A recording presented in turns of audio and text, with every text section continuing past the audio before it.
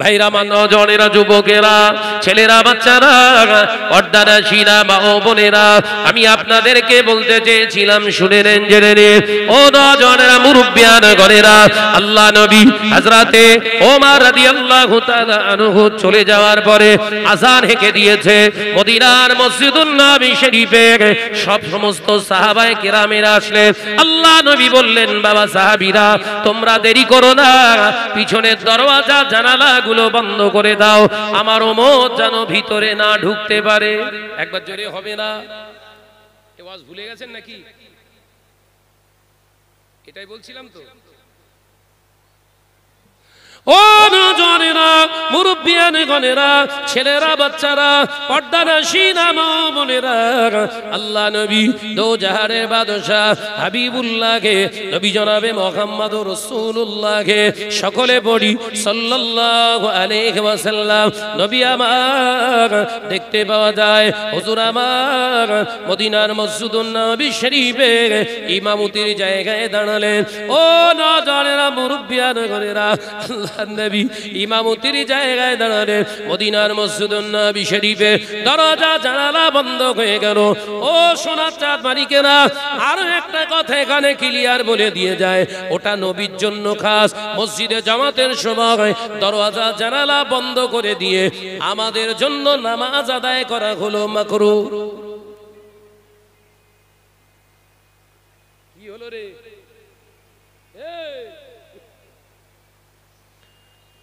বাবাজি, আমরা যদি নামাজ আদায় করতে, এই শীতকাল আসছে, শীতকালে একটু সচেতন থাকবেন। এই কে এখানে কথা বলছে? কে? বাবাজি, একটু দূরে চলে যাও, ওই সাইডে চলে যাও, এখানে ডিস্টার্ব হচ্ছে। যাই হোক, আমি আলোচনা করছিলাম কোথায়, তাহলে আমরা জমাতের, এই সামনে শীতকাল আসছে, ঠান্ডাকাল, এই ঠান্ডাকালে জমাতের সময় খবরদার যেন মসজিদের দরওয়াজা জানালা পুরো সম্পূর্ণ আটকে দিয়ে নামাজ পড়বে না, এটা হচ্ছে মাকরুহ। কিন্তু নবীর জন্য ওই ওয়াক্তের জন্য খাস ছিল। একবার জোরে বলুন। আল্লাহ নবী দো জাহানের বাদশাহ হাবিবুল্লাহকে, নবী জনাবে মুহাম্মদুর রাসূলুল্লাহকে সাল্লাল্লাহু আলাইহি ওয়াসাল্লাম নামাজ শুরু করে দিয়েছে। সাহাবায়ে কেরামেরা নামাজ আদায় করছে। এমন সময় দেখতে পাওয়া যায় আল্লাহ নবী কলেজা সাহাবীরা সকলে নামাজ আদায় করছে। দাম করে শব্দ হয়েছে দরওয়াজা ভাঙার। ও নজনেরা, মুরব্বিয়ান গণেরা, আল্লাহ নবী সাহাবীরা নবীর সঙ্গে নামাজ আদায় করছে। আল্লাহ নবী নামাজ সম্পূর্ণ করে সালাম ফিরিয়ে ডান দিক দিয়ে ঘুরে বসে দেখলেন সবার শেষে পিছনে হযরতে ওমর দাঁড়িয়ে নামাজ আদায় করে। একবার জোরে হবে না? কি বলেছিল? নামাজ পড়বো না। নবী বললেন, নাই বা পড়লে তবুও তুমি জান্নাতে। একবার জোরে বলবেন না? হযরতে ওমর দরজা ভেঙে ঢুকে নামাজ পড়ছে। বিশ্বনবী সাহাবীদের লক্ষ্য করে ইশারা করলেন, কেউ কোনো কথা বলবে না, ওমরের নামাজ শেষ হোক। আল্লাহ নবী কলেজা সাহাবীরা চাতক পাখির মতো চেয়ে রয়েছে। আল্লাহ নবীর কলেজা সাহাবীরা অপেক্ষামান। ফারুকে আযম হযরতে ওমর রাদিয়াল্লাহু তাআলা আনহুর দিকে খেয়াল করে দেখলেন হুজুরের নামাজটা শেষ হয়েছে। ডুকরে ডুকরে কচি বাচ্চার মতো রোনাজালি শুরু করে দিলেন। আল্লাহ নবী জিজ্ঞাসা করলেন, ও আমার সাহাবী ওমর, তুমি নামাজ পড়বে না বলেছিলে, নামাজ আদায় করবে না বলেছিলে, দরওয়াজা কেন ঢুকলে বাবা? নামাজ তো তুমি পড়বে না বলেছিলে, তুমি তো জান্নাতি। আল্লাহ নবী সাহাবী ফারুকে আযম হযরতে ওমর রাদিয়াল্লাহু তাআলা আনহু বলেছিলেন, ইয়া রাসূলুল্লাহ, ইয়া হাবিবাল্লাহ, হুজুর আমি নামাজ আদায় করব না যেমন বলেছিলাম। বাড়িতে গেলাম, ভাই বেলাল আযান হেঁকে দিয়েছে। ইয়া রাসূলুল্লাহ, হাবিবাল্লাহ, এই আযানের আওয়াজটা আমার কানের ভিতরে ঢোকার সাথে সাথে আমার ভিতরে যেন জাম হয়ে গিয়েছে। ইয়া রাসূলুল্লাহ, হাবিবাল্লাহ, আমি ওমর নামাজ পড়বো না বলেছিলাম, কিন্তু আমার ভিতরটাকে যেন বারে বারে ধাক্কা মারতে থাকে। ওমর, আজান হয়ে গেছে, আজানের জবাব দাও। আমি আজানের জবাবও দিলাম, ইয়া রাসূলুল্লাহ, ইয়া নবী আল্লাহ, ইয়া রাহমাতাল লিল আলামিন। হুজুর, আমি বাড়িতে থাকার চেষ্টা করলাম, না না না, আমার ঈমান আমাকে বাড়িতে থাকতে দেয় না। আমাকে ধাক্কা মারতে মারতে, ভিতরে ধাক্কা মারতে মারতে মদিনার মসজিদুন নববী শরীফে দাখিল করে এনে দিয়েছে। একবার জোরে হবে না? ইয়া রাসূলুল্লাহ, আমি মদিনার মসজিদুন নববী শরীফে যে অবাক হয়ে গেলাম। মদিনার মসজিদুন নববী শরীফে আপনি নামাজ আদায় করছেন, আপনার পিছনে সাহাবা ভাইরা নামাজ আদায় করছে। আমি এই দৃশ্য দেখে থাকতে পারি না। আমি এসে অবাক হয়ে গেলাম, ভিতর থেকে দরওয়াজা জানালা বন্ধ। আমি অবাক হয়ে গেলাম, কোন দিক দিয়ে আমি ঢুকবো? আমার নামাজ ছেড়ে যাবে, জামাত ছেড়ে যাবে। ইয়া রাসূলুল্লাহ, হাবিবাল্লাহ, আমি মদিনার মসজিদুন নববী শরীফটা পাক খেতে লাগলাম, ঘুরে ঘুরে দেখতে লাগলাম কোন জায়গা দিয়ে প্রবেশ করা যায়। ইয়া রাসূলুল্লাহ, হাবিবাল্লাহ, পেলাম না, কোন জায়গা থেকে প্রবেশের জায়গা পেলাম না। মনে মনে চিন্তা নিয়ে নিলাম, দরওয়াজা ভেঙে গেলে পরে করে দেওয়া যাবে, জামাত ছেড়ে গেলে আর পাওয়া যাবে না। ইয়া রাসূলুল্লাহ, হাবিবাল্লাহ, তাই আমি ওমর আল্লাহু আকবার বলে দরওয়াজায় ধাক্কা মেরে দরওয়াজার কপাটটা ভেঙে দিয়ে আমি মদিনার মসজিদুন নববী শরীফে কাতারে এসে দাঁড়াতে আমার অশান্ত অস্থিরতা চেহারাটা সাথে সাথে ঠান্ডা হয়ে গেছে। একবার জোরে হবে না? আমি শুরু করেছিলাম আয়াতে কারিমা, এই আমার বিশ্বাসী সম্প্রদায় বান্দারা, আমি আল্লাহ, আমাকে তোমরা ভয় করো। বলেছিলাম না? ভয়টা করার মতো করো, ততদিন পর্যন্ত মরো না, ততক্ষণ পর্যন্ত মরো না, পূর্ণ মুমিন না হওয়া পর্যন্ত।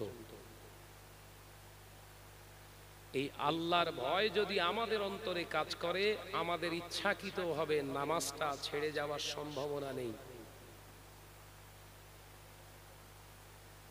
আল্লাহর ভয় যদি আমাদের অন্তরে কাজ করে, আমরা জবান দিয়ে মিথ্যা কথা বলতে পারবো না। আল্লাহর ভয় যদি আমাদের ভিতরে থাকে, ও নজনেরা, আমরা মানুষের নামে তোহমত দিতে পারবো না।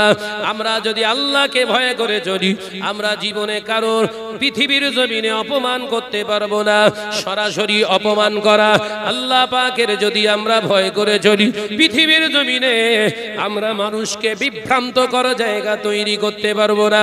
আল্লাহর ভয় যদি আমাদের ভিতরে থাকে, গরিবের মাল আত্মসাৎ করে নিজের প্রপার্টি তৈরি করতে পারবো না। আল্লাহর ভয় যদি আমাদের ভিতরে থাকে, আমরা পৃথিবীর কোনো মানুষের হক নষ্ট করতে পারবো না। আল্লাহর ভয় যদি আমাদের ভিতরে থাকে, আমরা কখনো ইচ্ছাকৃতভাবে হারাম খেতে পারবো না। আল্লাহর ভয় যদি আমাদের ভিতরে থাকে, আমাদের ঘরের নারীরা এই বাজারে যারা ঘুরছে এই রকম করে ঘুরতে পারবে না। আমাদের ভিতরে যদি আল্লাহর ভয় থাকে, আমরা জীবনে কোনোদিন পরনিন্দা করতে পারবো না। আল্লাহর ভয়টা যদি আমাদের ভিতরে থাকে বাবা, আমরা জীবনে কোনোদিন জমিনে থাকা অবস্থায় অন্যায়কারীকে কোনোদিন সাপোর্ট করতে পারবো না। ওই জন্যই তো আমার আল্লাহ জানিয়েছে, ওমা খালাকতুল জিন্না ওয়াল ইনস ইল্লা লিয়াবুদুন, আমি জিন এবং ইনসানকে সৃষ্টি করেছি কেবলমাত্র আমার উপাসনার জন্য। ও নজনেরা, যুবকেরা, এখানে কথা বলা, দেখা, খাওয়া, ওটা, চলাফেরা, বিবাহ শাদী, আপনার সম্পর্ক তৈরি করা, সম্পর্ক বিচ্ছেদ করা, সমাজের বুকে নামাজ, রোজা, হজ, যাকাত আদায় করা, সব গোটা লাইফটা আমার আল্লাহ ইবাদতের অন্তর্ভুক্ত করে দিয়েছে। আলোচনা শেষ। আল্লাহ আমাদের পাখা মারার জন্য দুনিয়ায় পাঠায় দিন।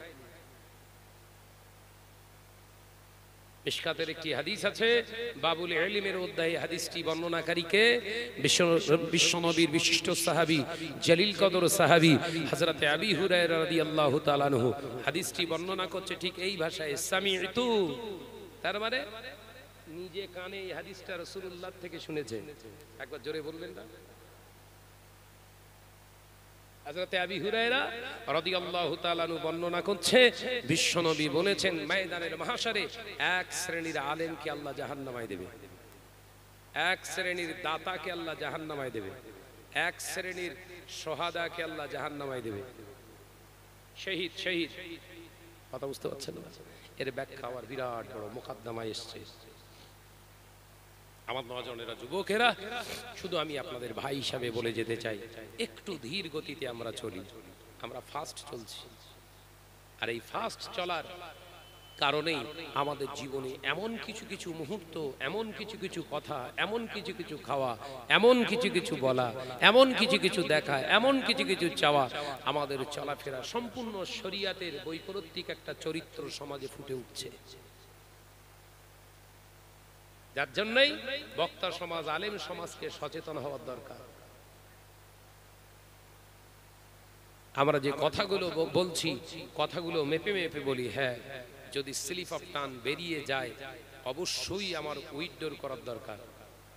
যে কথাটা ঠিক না, আমার ওটা বলতে যেয়ে ভুল হয়ে গেছে, আমি উইথড্র করলাম, আল্লাহর কাছে ক্ষমা চাইলাম। নবীর যদি শানে কোনো ক্ষতি হয়, নবীর কাছে ক্ষমা চেয়ে নিলাম, ইস্তেগফার করে নিলাম। ভাইরা, এই কথাটা আপনারা মানবেন না, কিন্তু সমাজে আমরাই বক্তা সমাজরা এমন এমন বুলি আওড়াচ্ছি, কথাবার্তা বলছি, সমাজে বাপার বেটা এক স্টেজে এক মজলিসে বসে ওয়াজ শুনতে পারবে না, এমন এমন ভাষা, ল্যাঙ্গুয়েজ আমরা ইউজ করছি। কথা ঠিক না ভুল জোরে বলে। আল্লাহ আমাদের এই সমস্ত ফিতনাদের হাত থেকে হেফাজত করেন, বলুন আমিন। আমার দাদা পীর রাহমাতুল্লাহ আলাইহির সিলসিলাটাকে জানো, আমরা এটাই ভাবি হয়তো দাদা পীরের সিলসিলা শুধু আওলাদদের কাছে রেখে গেছে। দাদা পীর রাহমাতুল্লাহ আলাইহির ওসিয়ত আমার ভিতরে আছে, দেখবেন আমার সিলসিলা যখন আর আমার বংশের আল আওলাদরা সেটাকে ধরে না রাখতে পারবে, অন্য কোন মুকাম্মাল আল্লাহওয়ালা হাক্কানি প্রকৃত আলেম আমার সিলসিলার নীতি আদর্শ তার ভিতরে দেখতে পেলে তোমরা তাকে অনুসরণ করবে। আমি আবু বাকারকে অনুসরণ করা হবে। একবার জোরে হবে না? আলহামদুলিল্লাহ, দাদা পীর রাহমাতুল্লাহ আলাইহির ওসিয়তনামা আমাদের মাথায় থাকবে। কিন্তু এখনো যে পরিমাণে মুরব্বিয়ানগণ হুজুর কেবলার হায়াতে রয়েছেন, এখনো সিলসিলা অন্যের কাছে চলে গেছে বলে মনে হয়?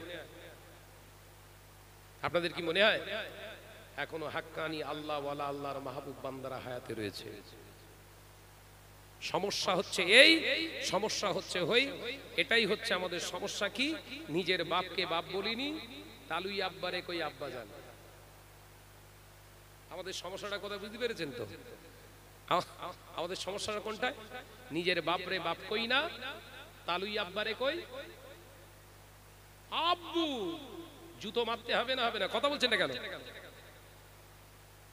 আব্বু শব্দটা যদি ইউজ করতে হয় বাপের ক্ষেত্রে কর, পরের বাপরে বাপ বলতেছিস কেন? নিজের বাপরে বাপ বল, দেখবি বাপের অন্তর থেকে নেক দোয়া তোর নসিবে হয়ে যাবে। একবার জোরে বলুন। হাত উঠিয়ে দোয়া করলি যে দোয়া হয়, শুধু দোয়া না, এটা নয়, অন্তর থেকে একটা দোয়া বেরোয়, সেটা হাত তোলার প্রয়োজন হয় না। কথা বুঝতে পারছেন না? যে দোয়া চাওয়া লাগে না, হুজুর দোয়া করেন, হুজুর দোয়া করেন, হুজুরের সঙ্গে এমন ব্যবহার, ওস্তাদের সঙ্গে এমন ব্যবহার করুন, হুজুর মন খুলে দোয়া চাইবে। একটি উদাহরণ, ভাই বক্তান্তের আমার দেরি হয়ে যাবে, আমার সঙ্গে অনেক দূর রয়েছে দাওয়াত। এই সোনার মানিক ওয়াদা খেলাপ করি নেই। এই এতক্ষণ ধরে যে ঢোল পেটানো করলুম, আমি যদি ওই ঢোল হই, এই পেটানো তো নিজেও বেকার হয়ে গেল। নিজের জায়গা সবসময় কংক্রিট রাখতে হবে ভাই। ভাইরা আমার, নজনেরা, যুবকেরা, ছেলেরা, বাচ্চারা, একটি উদাহরণ দিই, তাড়াতাড়ি বক্তা নিয়ে আসেন। যে একটি উদাহরণ দিলে বুঝতে পারবেন। হুজুর কেবলা মুজাদ্দিদুজ জামান বৈশাখ আল্লামা হুজুর দুপুরবেলা গেছেন, হুজুর কেবলাকে বললেন, বড় মাওলানা হুজুরকে বললেন, বাবা রুহুল আমিন, ওই তিনজন যে আমাদের ওই মেহমান ওই এসছে, আমাদের বাড়িতে কাজ করে লোকজন, ওই মোস্তানদেরকে নিয়ে চলে যাও। ওই সামনের পুকুরটায় পানা হয়েছে, পানা কচুরি পানা গো, পানা হয়েছে ছোট ছোট, ওই পানাগুলোকে পরিষ্কার করে তুলে দাও তো বাবা, গোসল ওযু করতে খুব কষ্ট হবে। ব্যাস, 25,000 কিতাব পড়নেওয়ালা আলেম আর 18,000 হাদিস সিনাতে নেওয়া একজন মুহাক্কিক হাদিসে হাফেজ পুকুরি লেবে গেছে। একবার জোরে বলুন না, একবার জোরে হবে না?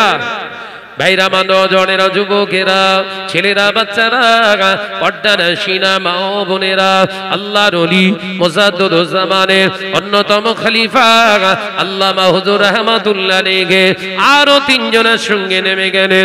হুজুর আমার কাজ করছেন কি? ছোট ছোট পানাগুলো পরিষ্কার করছে। এমন সময় দেখতে পাওয়া যায় ফুরফুরা মসজিদে মাদানিয়া থেকে আজান শুরু হয়ে গিয়েছে। আজানের আওয়াজ পেয়ে মুজাদ্দিদুজ্জামান আরেকজনকে পাঠালেন, যাও তোমাদের ভাইদেরকে উঠে চলে আসতে বলো, আজান হয়ে গেছে, নামাজ আদায় করতে হবে। ও নওজওয়ানেরা, যুবকেরা, ছেলেরা, বাচ্চারা, মুরব্বিয়ানগণেরা, পর্দানশীরা মা ও বোনেরা, আল্লাহর ওলি হুজুর আমার দেখতে পাওয়া যায় পাঠিয়ে দিলেন। ওখানে গিয়ে মুস্তান গিয়ে বলছে, ভাইজানেরা আপনারা উঠে আসুন, আজান হয়ে গিয়েছে, নামাজ পড়তে হবে। হুজুর কিবলা যেতে বলেছেন। সবাই উঠে এসেছে। মুজাদ্দিদুজ্জামান অন্যতম খলিফা হাদিসুল হাফেজ হযরত আল্লামা আল্লামা রুহুল আমিন সাহেব রাহমাতুল্লাহ আলাইহি দাঁড়িয়ে রইলেন। পানিতে তিনি ছোট ছোট পানাগুলো পরিষ্কার করছে। মুজাদ্দিদুজ্জামান জিজ্ঞাসা করলেন, কি হলো তোমার? রুহুল আমিন ভাই কোথায় গেল? বড় মাওলানা কোথায় গেল? হুজুর বললেন, ওই সময় যখন এই কথা, ওই সময় মুস্তানটা বললেন, আমি সবাইকে ডেকে এলাম। আমার রুহুল আমিন ভাই বলল সবাইকে উঠতে বলেছে, আমি রুহুল আমিনকে তো বলেন নাই, তাই আমি রুহুল আমিন এখন যাব না। আমি যদি এখান থেকে চলে যাই পীরের অবাধ্য হওয়া হবে। পীরের যদি অবাধ্য হয়ে যায় আমার নসিবে আমি আর কোনোদিন নবীকে পাবো না। সবাইকে যেতে বলেছে, কই আমার নাম ধরে তো বলিনি যে রুহুল আমিনকেও আসতে বলো। যাও। দাদা পীর রহমাতুল্লাহ আলাইহি নিজের জায়গা ছেড়ে হেঁটে হেঁটে পুকুর ধারে গেলেন।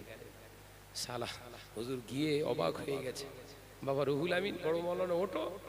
উঠুনি কেন? হুজুর আপনি তো আমায় আসতে বলেছিলেন, পরিষ্কার করতে বলেছিলেন, আমি কি করে উঠে যাই? আপনি তো অনুমতি দেননি ওঠার, আপনি তো নামতে বলেছেন, আমি কি করে উঠবো? একবার জোরে বলবেন, কি আদাব!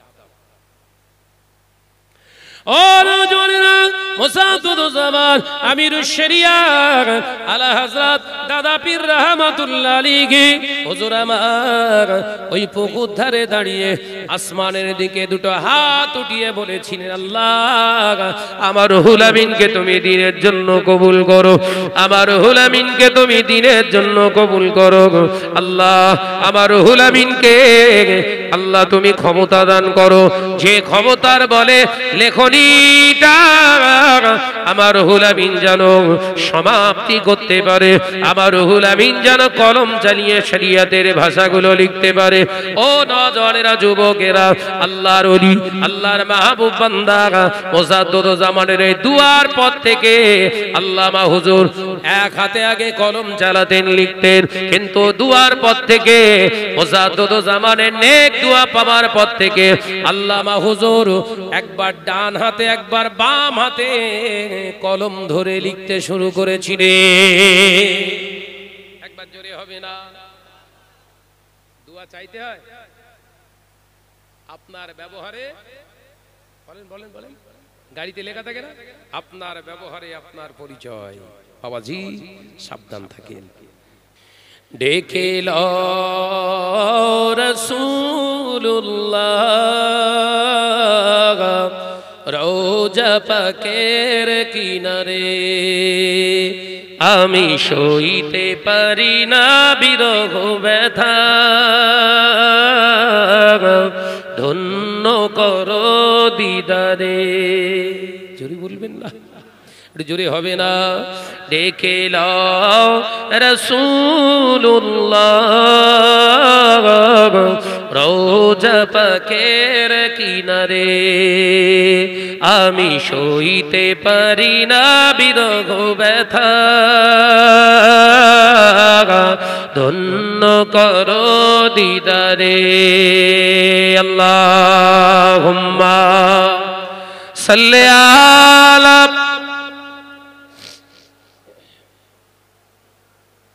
মাশাআল্লাহ মাশাআল্লাহ। আরেকটু জোরে পড়ি, ওয়ালা আলি।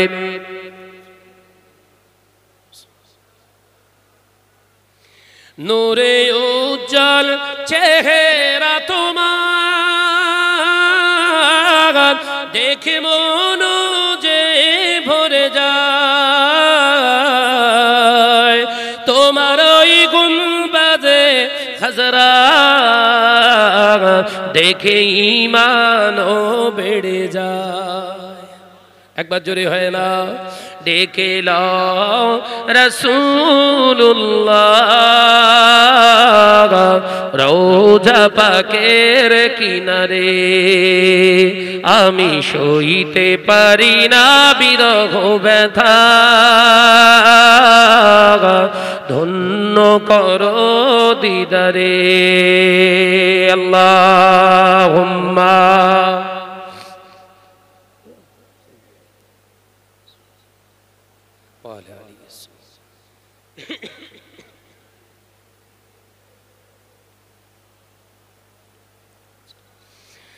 মদিনার ওই আকাশ, মদিনার ওই বাতাস, মদিনার ওই আকাশ, মদিনার ওই বাতাস, মদিনার ওই জবালে উহুদ তোমাকেও সালাম জানাই। জোরে হবে না, নারে তাকবীর। ডেকে লাও রাসূলুল্লাহ রওজা পাকের কিনারে। আমি সইতে পারি না বিরহ ব্যথা, ধন্য করো দিদারে। আল্লাহুম্মা সাল্লি আলা।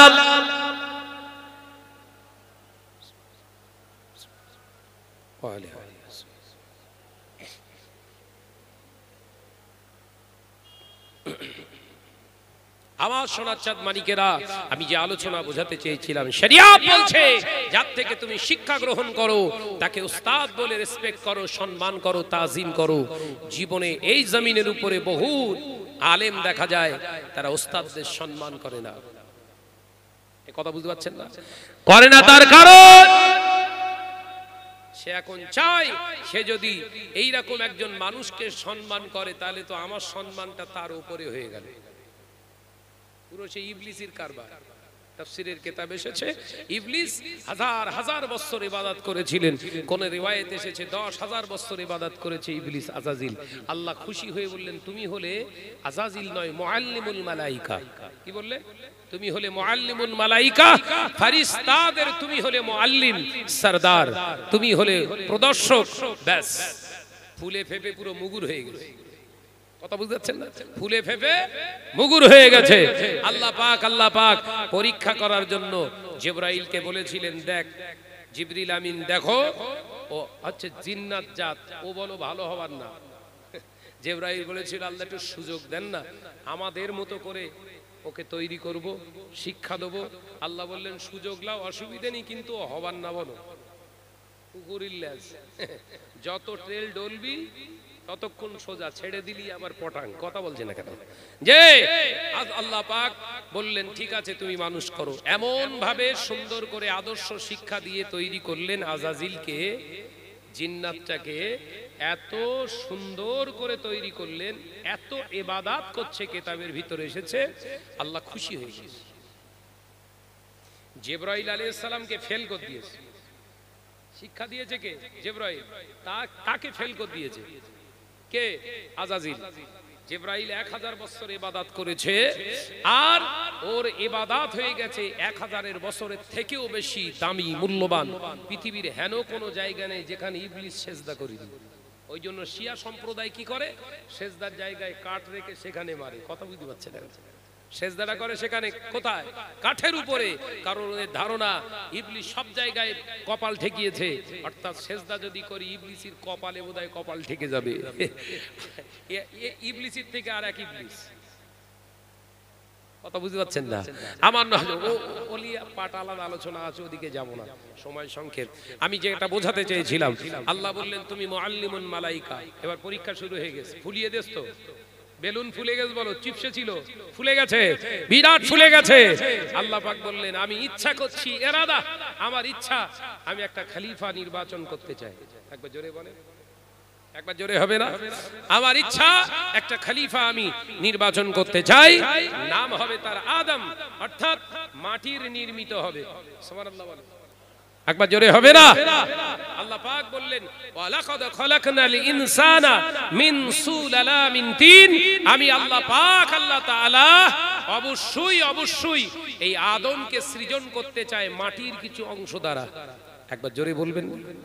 এক মুষ্ঠ মাটি আনতে বললেন জিবরাইল আলাইহিস সালামকে, যাও এক মুষ্ঠ মাটি আনো। জিবরাইল আলাইহিস সালাম এসে জমিনে থাবা মারলেন, জমিন কান্না শুরু করে দিয়েছে। আল্লাহর ফেরেশতা জিবরাইল আলাইহিস সালাম রহমতের ফেরেশতা তো অত্যন্ত দয়াবান, তিনি বললেন এই জমিন কাঁদো কেন? জমিন বললেন এই জিবরিল তুমি আমার থেকে অংশ নিয়ে যাও, তুমি না জানি আল্লাহ জাহান্নামী করে দেবে সেই ভয়ে কাঁদি, তুমি নিয়ে যেও না, আমি মাটি তোমার কাছে আরজু জানাই। জিবরাইল আলাইহিস সালাম মাটি ফেলে রেখে পালিয়ে গেলেন। আল্লাহ বললেন ইসরাফিল তুমি যাও। উনি ওই একই অবস্থা, কান্না মায়া কান্না দেখে জমিনের মায়া কান্না ফেলে রেখে চলে গেলেন। আল্লাহর কাছে ক্ষমা চাইছে, আল্লাহ আমার ভুল হয়ে গেছে, আমি আনতে পারিনি, তুমি আমাকে অন্য কাজে লাগাও, আমাকে ক্ষমা করে দাও। আল্লাহ পাক বললেন মিকাইল তুমি যাও। মিকাইল আলাইহিস সালাম এসে জমিন থেকে মাটি নিলেন, আবার কান্না, দয়ার মায়ার ফেরেশতা রেখে চলে গেলেন, আল্লাহ আমাকে ক্ষমা করে দেন। আয় আজরাইল তুমি যাও। আজরাইল আলাইহিস সালাম এসে থাবা মেরে মাটি আগে লিয়েছে। কথা বুঝতে পেরেছেন? থাবা মেরে মাটি আগে লিয়েছে, লিয়ে জিজ্ঞাসা করছে কাঁদছিস কেন বল। কথা বুঝাচ্ছেন না? আল্লাহ পাক আল্লাহ তাআলা ফেরেশতা আজরাইল আলাইহিস সালাম বললেন এই জমিন কি হয়েছে তোমার, কান্দো কেন? ও আল্লাহর ফেরেশতা আজরাইল আমার অংশ তুমি নিয়ে যাও, আমার অংশ তুমি নিয়ে যাও, জাহান্নামার খোরাক করে দেয়া হবে হয়তো, তুমি আমাকে নিয়ে যাও না, আমার অংশ নিয়ে যেও না, আমার আযাবে জাহান্নামার বড় ভয়। আল্লাহ পাকের ফেরেশতা আজরাইল জবাব দিলেন এই জমিন শুনে রাখ, জেনে রাখ, আল্লাহ পাকের হুকুমের কাছে তোর মায়া কান্না আমার কাছে কিছু নয়, তোর মায়া কান্না আমার কাছে আগে নয়, মাটি নিয়ে যাওয়া হুকুম আমার আল্লাহ, আল্লাহর হুকুমটাই আগে। আল্লাহর কাছে যে বললে আল্লাহ এই মাটি এনেছি, আল্লাহ জিজ্ঞাসা করছে তো তোমার দয়া হয়নি? দয়া আপনার হুকুমের উপরে আবার দয়া? আপনার হুকুমের ঊর্ধ্বে কোনো দয়াটাই আজরাইলের কাছে চলে না। আল্লাহ খুশি হয়ে বললেন যাও, আজকে থেকে আনার দায়িত্ব কিয়ামত পর্যন্ত তোমারই থাকলো। একবার জোরে বলে, আনার দায়িত্ব তোমার, সব জমিন থেকে তুমিই আনবে, যাও। ওই জন্য এসে দেখেননি বাপ কাঁদছে, ছেলের জান কবজ হচ্ছে, মা কাঁদছে, মেয়ের জান কবজ হচ্ছে, মেয়ে জামাই শাশুড়ি সবাই রয়েছে, নাতনির জান কবজ হচ্ছে, কেঁদে পাগল, দুধ তুই কিনতিস আমার বয়ে গেছে। কথা বলছেন না কেন? আজরাইল আলাইহিস সালামের কাজ ও সব আলোচনা, অনেক ডিপলি আলোচনা, আমি অন্যদিকে যাচ্ছিলাম, সে গন্ডগোল হয়ে গেছে। যে আমার নওজোয়ান যুবকেরা প্রসঙ্গে এসে গেছে, যে আল্লাহ পাক বললেন আদম সুন্দর একটা আদম বানাও। আদম আলাইহিস সালামকে সুন্দর তৈরি করার আগে আল্লাহর কাছ থেকে রায় নিচ্ছেন ফেরেশতার, আল্লাহ একে এর রূপটা কেমন, চেহারাটা কেমন হবে? আল্লাহ বললেন আদমের চেহারা অবয়ব আদমের মতো হবে। একবার জোরে বলে, একবার জোরে হবে না? আদমকে নির্মাণ করলেন, ফেরেশতারা নির্মাণ করলেন। আল্লাহ পাক আল্লাহ তাআলা ওই সময় হুকুম করেছিলেন হে আমার ফেরেশতারা, আমি আল্লাহ হুকুম করছি উসজুদু লি আদামা, আমার আদমের দিকে ফিরে সিজদা করো। একবার জোরে হবে না? একবার জোরে বলবেন না? উসজুদু লি আদামা, আদমের দিকে ফিরে সিজদা করো। সবাই সিজদা করলেন। মুআল্লিম বসে আছে, বেলুন বেলুন বুঝতে পারছেন? ও জানে আমি বড় হুজুর, আবার সিজদা করা লাগে, এমনি যা সিজদা মেরে রেখেছি মাটিতে, ওই শোধ হোক আগে। কথা বলে না? যে আমার নওজোয়ান যুবকেরা, আল্লাহ পাক বলছে মুআল্লিম তুমি বসে আছো, বলে আল্লাহ আমার এলেম আমাকে বাধা দিচ্ছে। কিরম বড় এলেম দিয়েছে, হ্যাঁ ফুরফুরা চাচা যান হুজুর কেবলারা বড় বড় আল্লাহর ওলিরা তোমারে বয়কট করেছে, অন্তত তাদের হাতে পায়ে ধরে বলো যে হুজুর অন্যায় হয়ে গেছে, ক্ষমা করে দেন। কথা বলছেন না কেন? ভুল করে ফেলেছি, মুড ঠিক ছিল না, জওয়ানি তাকত ছিল বলে ফেলেছি, লোক দেখে মাথা ঠিক ছিল না, আবেগে বলে ফেলেছি, করে ফেলেছি, অন্যায় করে ফেলেছি, মাফ করে দেন, ক্ষমা করে দেন, আমরা একসঙ্গে থাকবো। কোন চাচা জানের কাছে যাচ্ছে না, কারুর কাছে যাচ্ছে না। কেন? এলেম আছে, কথা বলে না কেন? এর খাসলাতের সঙ্গে মিলছে, মুআল্লিমের সঙ্গে মিলছে, কথা বলে না তো। মিলছে মিলছে মিলছে মিলছে না? বলছে মিলছে না, মিলছে না। আরে আজাজিল তো বিরাট ইবাদত করনে वाला, বিরাট জ্ঞানী পণ্ডিত, আবার ফেরেশতাদের সরদার, এই আদমের সামনে মাথা নত করবে? যুক্তি দেখাচ্ছে এলেন দিয়ে, আল্লাহ আমার বিবেক যেন আমার বাধা দিচ্ছে। কি দিচ্ছে বাধা? বিবেক। কারণ আমি এই দেখলুম আদম তৈরি হলো, এই আদম তৈরি হলো, আর ওর সামনে যদি আমি এই 10,000 বছর 1000 বছর আপনার ইবাদত করনেওয়ালা পুরাতন জেন আমি আজাজিল যদি মাথা নত করি, এটা আত্মসম্মানের ব্যাপার না আল্লাহ? এই যেন আমার বিবেক আমার বাধা দিচ্ছে। আল্লাহ বললেন তোমার সম্মান আগে না আমার হুকুম আগে? সুবহানাল্লাহ বললেন না? এই তোমার সম্মান আগে না আমার হুকুম আগে? আমি আল্লাহ আমার হুকুম আগে। আমি তো তোমাকে হুকুম করেছিলাম সেজদা করা। উসজুদু লি আদামা, এটা কাজ ছিল? আমি আল্লাহ, তো আদম তো নাম মাত্রের সামনে থাকবে, সেজদাটা ছিল আমার। সুবহানাল্লাহ বললেন না? বললে তবু আল্লাহ যেন কিরাম লাগে, আমি আগুনের আর ও মাটির স্থান সবসময় পায়ের নিচে, আর আমার তো সবসময় উপরের দিকে ওটা স্বভাব, আমি কি করে নিচের দিকে যাব, ওই জন্য আর পড়িনি। আল্লাহ বললেন ছাড় দিলাম। কি বললেন? ছাড় দিলাম। তবে আমি আল্লাহ ছাড়িনি। বলো, ছাড় দিলাম, আমি আল্লাহ ছেড়ে দেই না। ছাড়, এটা ছেড়ে দিলাম, ঠিক আছে। এই ফেরেশতারা বেহেশতের ভিতরে একটা সুন্দর ঘর বানাও দিন। আর প্রত্যেকবারই জিবরাইল আলাইহিস সালামকে বলছে, বুঝতে পারা যাচ্ছে তো? বলে পিঠে মানুষ করেছিলে, বোঝা যাচ্ছে তো?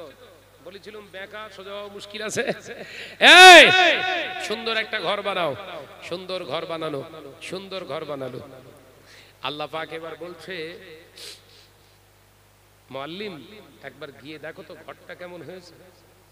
আমার ফেরেশতারা সব বানিয়েছে, ঘরটা বেহেশতের ভিতরের ঘরটা কেমন হয়েছে বড়। ও গিয়ে ঘরের বাইরে যে চক্কর খাচ্ছে। এই আলোচনা বুঝতে পারছেন তো নাকি?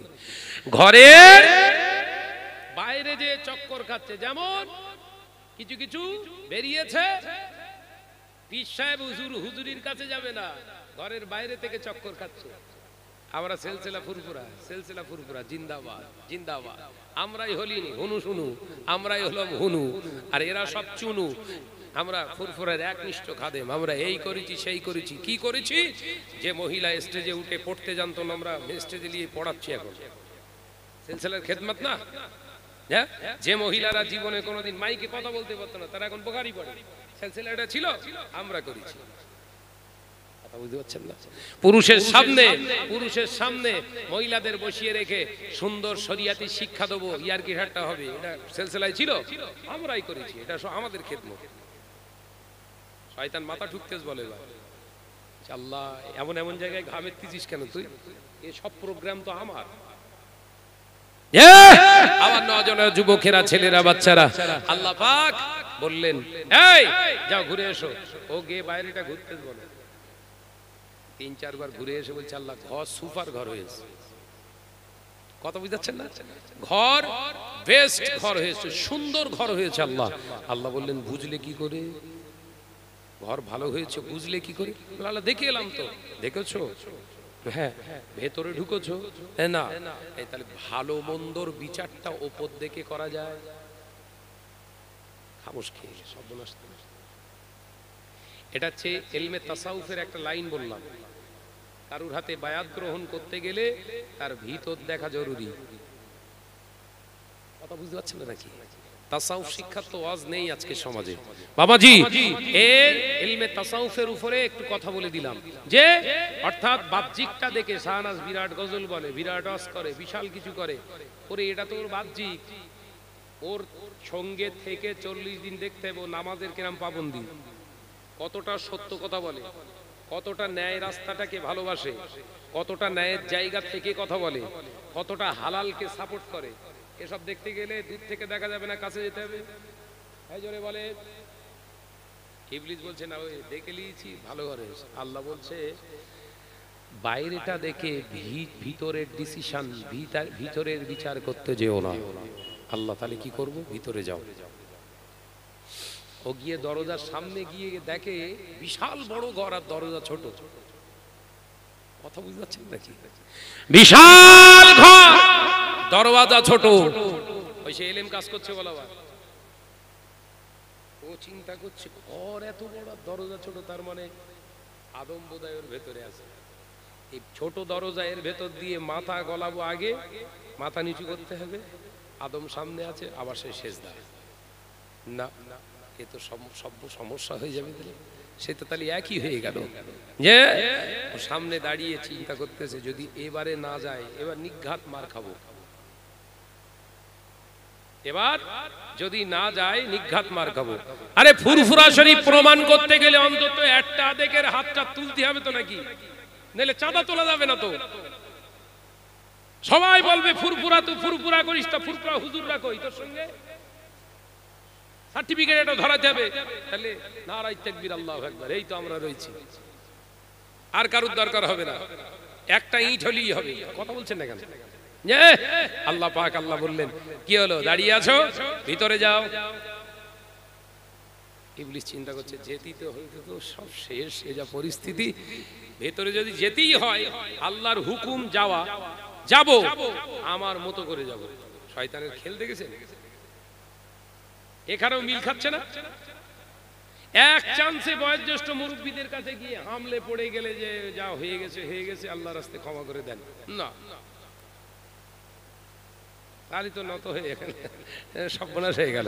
ব্যবসার কারবারে তো পুরো অ্যাসিড পড়ে যাবে। দরকার নেই, একটার দিক টেনে হাত একটু উজু করলেই মোটামুটি সমাজের কিছু অংশ থাকলেই হবে। দরকার চাঁদা। এই নজরের যুবকেরা, ছেলেরা, বাচ্চারা, পর্দারা সিনা মা ও বোনেরা, আল্লাহ পাক দাঁড়িয়ে দাঁড়িয়ে থাকা অবস্থাতে বললেন, এই মুআল্লিম যাও, ভিতরে যাও। আযাজিল চিন্তা করলেন যদি না যায় কপালে বিপদটা অবশ্যই অবধারিত। না না না, যেতে যদি হয় আমার মতোই আমি যাব। আগেই পা ঢুকিয়ে দিলেন। ও নজরেরা, আল্লাহ পাক নামাজ ফরজ করে দিয়েছে। কেউ যদি নামাজের মুসাল্লায় দাঁড়িয়ে বলে আমার মতো করে নামাজ আমি আদায় করব, ওই মুসল্লিটা যদি আগে সেজদা করে, তারপর রুকু করে, তারপরে কিয়ামে যদি দাঁড়িয়ে যায়, ওর নামাজটা কি নামাজ হয়েছে? ঘরে ঢোকার সিস্টেম আগেই তো আপনার দরজা ছোট, মানে আগেই তো আপনার মাথাটা প্রবেশ করাতে হবে। না না না, ইবলিস বললেন ছোট হওয়া যাবে না, আল্লাহর হুকুম অবাধ্য করা যাবে না। তাই কি করলেন? আগে পা ঢুকিয়ে দিলেন। আল্লাহ পাক সইতে পারেন না, আল্লাহ পাক জানিয়ে দিলেন আবা ওয়াস্তাকবারা ওয়া কানা মিনাল কাফিরিন।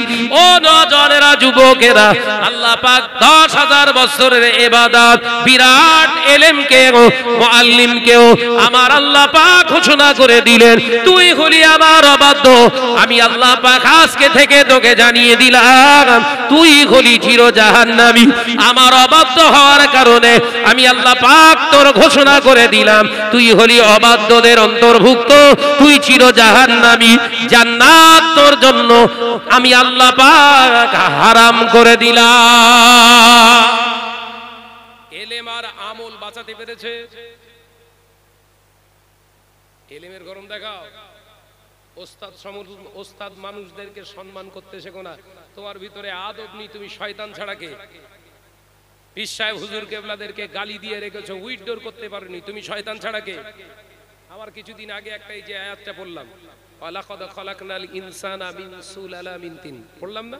এই আয়াতটা কোন একটা মজলিসে যে ওই মিন শব্দটা হুজুর প্রথম মিনটা ছেড়ে গেছে। আমি যখনই আমার ভিডিও ফুটেজটা আমার সামনে এসছে, সঙ্গে সঙ্গে সেই দিনে আমি লাইভে এসে উইথড্র করলাম।